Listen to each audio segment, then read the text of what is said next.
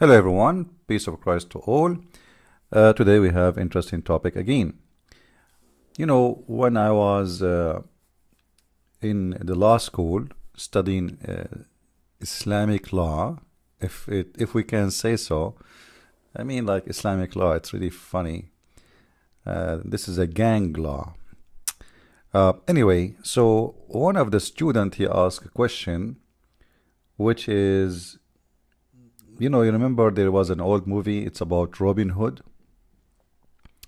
Now, Robin Hood supposedly is a thief who he steal to feed the poor, all right? Which mean many people, they might take his side, even though like he looked like he is a thief. But if you think about it, and I think about it this way, by the way, for sure I'm against theft, there's no question about that. But I believe that those who they have all this money, they are unjust, and they are stealing the money of the poor one. You know, those who own castles and live like prince and princess. Actually, they call themselves prince and princess, and all of this is from the blood of those poor farmers who work all day, and then at the end of the month, they take their money simply with no right, except that those people. They've been given land because they have soldiers, and it's a gang system. It's the same as Islam.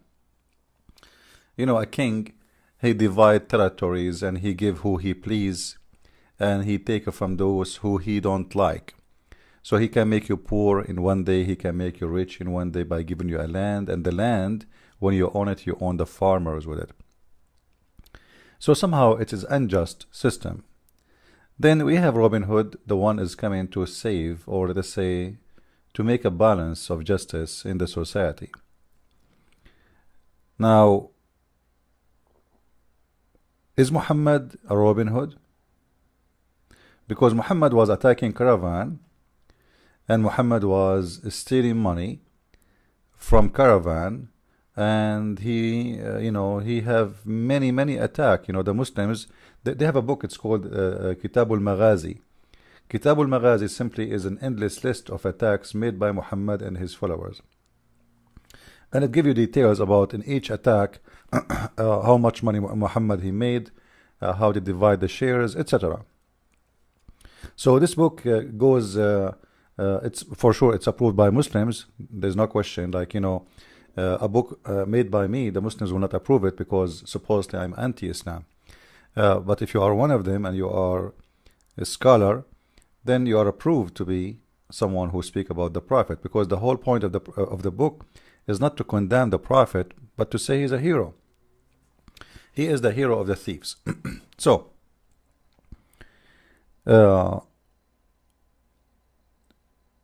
Muhammad in the beginning of his life, and the reason for him to successful in the beginning, he have an agreement with all the thieves and all the outlaw in his territory, in the city of Mecca and Medina. You know, the old days, the Arab, they used to have something, it's called a sa'alik. A sa'alik, actually, even there is a big, huge part of in the Arabian lecturer. There's big study about them. Those are people who they became wanted. Their tribe kicked them out for misbehavior, for theft, for crimes, for etc. So they live in the mountains, and they, even if you kill any one of them, his tribe will not ask for revenge. And the word sa'alik mean like the one is like like it's kind of a term of to insult, like he is nothing, a trash, like garbage, something very tiny, you can step on him, he is nothing. So this was sa'alik mean. So Muhammad in the beginning of his life, he found that those people are very helpful, and what he did, he told them, you are a thief and you are a criminal between your people, but if you join me, you will be considered as a hero. And even if you die when you are attacking to do your theft, you will collect after like enjoying all the life you have before. Even after you die, I promise you, my God will give you a lot of virgins in the heaven. So those thieves, they found somebody suddenly, he can accept them And not only this, to be honored, to be considered mujahideen, to be considered people of God. So from being thieves, criminals, disgusting people, suddenly to be wonderful people, people who everybody respect. Even God himself, he will reward them. So that was a big let us say a smart movement of Muhammad by taking those criminals, and then all the criminals, they start joining, because simply you kill, you steal, you rape, but still you are a good guy. That's fantastic. So those people already, they have, their blood is full of violence, and they love to take things as not there. I mean, it's not them, they're their own. So they can take it and they don't feel guilty. So during the law school, one of the students, he asked question about theft. Is theft haram totally, or there is many kind of theft? Like Robin Hood, is he a good guy? He can steal. The teacher, he said, well, Robin Hood, at the end of the day, brother, he is a Christian, and this guy, he will go to hell for what he do. He, but if a Muslim, he do what Robin Hood did, he will go to hell too. Then the guy, he asked, why? Isn't it this guy is stealing from those who they are bad to do? He said, no. You see, if you steal, in this case, if you want to steal and you want to be praised, like you can steal from the non-Muslims. But if you steal from the Muslims, then you are a thief. You cannot steal from the Muslims. And then he said, but there is an exception. You can steal from the Muslims if you are serving Allah, if the purpose is to serve Allah. And then he gave us a story about Moses and the stone. Moses, simply, he was accused by the Jew. We mentioned this story before, but for those who do not know it, Moses was accused by the Jews that he have a problem. He have a problem specifically in his testicles. And if you have a problem in your testicle, this is really a problem. Like, this is not good. So Allah decide to prove that Moses has no guilt regarding his testicles, and his testicles is very fine. So what Allah did, he made a rock steal the clothes of Moses, and then the rock took off with his clothes, his money, his etc., and went all the way until Moses reached the children of Israel, which means Jerusalem, the middle of them. And then everybody saw that that Moses' private part is very fine, as you see in front of you in the hadith. In this case, the stone stole the clothes, yes.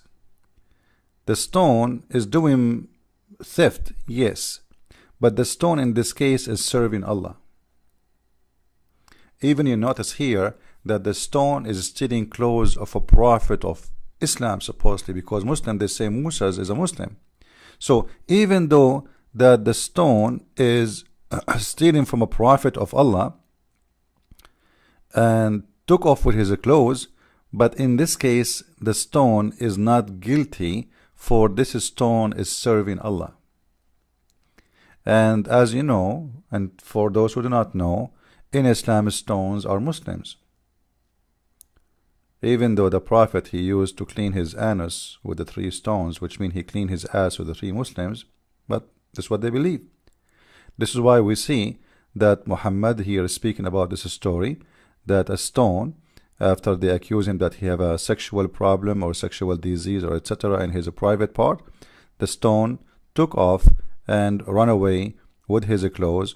And this is how Allah proved to the Jewish that the private parts. What is funny about this, by the way, in the Muslim translation, it says the private parts What do you mean private parts? How many private parts Musa's has? Now seriously. Anyway, maybe Musa's is different. You never know. So Musa's have a private parts, and Allah wanted to prove to the Jews that his private part is fantastic, is beautiful, and maybe it is good in good shape. Like, I mean, maybe good size. I don't know what the story here. So the private parts of Musa's are really good, and they are okay. So don't worry, be happy. And this is how I know this site is acting up. I'm trying to center it in the middle. It's not working. All right. I need to upgrade my my computer, my system, but thank you for not donating. What we can say, nobody is helping. So here, oh, it's out again. I'm not sure what's wrong. Anyway, I think the story is very clear. You can read it. Here in this case, the theft is done by a Muslim stone against a Muslim prophet. And Allah, He ordered the stone to do so. The stone did not do it by its own. Like, the stone here is serving the will of Allah.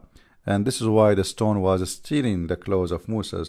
So the Jews, they will see that his testicles and his penis is very beautiful, mashallah. And his balls is very big, mashallah. And that was a reason for the Jews to say, mashallah, he must be a prophet. So, mashallah, this was a plan of Allah to make the stone steal the clothes. And you need here to think about the wisdom of Allah. Like, think about it. The Jews are accusing the prophet that his balls have something wrong with them. And Allah, He need to prove to the Jews that the balls of his prophets are the best. So what He do? He ordered a Muslim stone to go there, place herself in front of the beach. Musa's, because this is the only stone there, so he took off his clothes, he put his clothes there, and when Musa's in the middle of the water, the stone ran away. Genius, unbelievable, amazing story. Nobody can come with stories like this except Allah, for sure. So according to the sheikh in the school, in our school, he said this was a theft, but here the stone is serving Allah and it's not a bad stone. Yet Musa's, he struck the stone with his staff, and until now the marks of the stone exist there. You see it there, it says, by Allah, there are marks of 6 or 7 stroke made by Musa's on the stone. So Musa's already practiced Sharia law on the stone, and he beat the stone because you should not do that. But Musa's here is not very accurate, because he should accept that that this is Allah's wish, and Allah who is the one who made the stone. But Musa's, because he is just a Muslim prophet who do not know what Allah planned, so he punished the stone by beating her 6 times or 7 times, as they say, 7 stroke in the stone. Like, have you believe it? How tough Musa's is with his staff. He beat the rock and he leave 7 marks in the back of the stone. I feel sorry for this stone. That must be very painful beating, you know. Until now, the marks there. Wow, man, I cannot believe it. But we have to believe it. If Muhammad says so, you say you don't believe it, they chop your head. So you better say, I believe it. It's true. It's absolutely true. So this is one of the stories about how you can be thief legally in Islam. If you steal from non-Muslims, it is very fine. And if you steal from a Muslim, but serving the purpose of Allah, like what happened to this rock, it's fine in Islam. I hope you did enjoy, guys, this video. I'm trying to make them short. Actually, I'm not doing live broadcasting because my computer is freezing. But again, we say thank you for those who they are supporting us in donation, and we say thank you for those who they are not supporting us too. With this, I say God bless. Christ is Lord.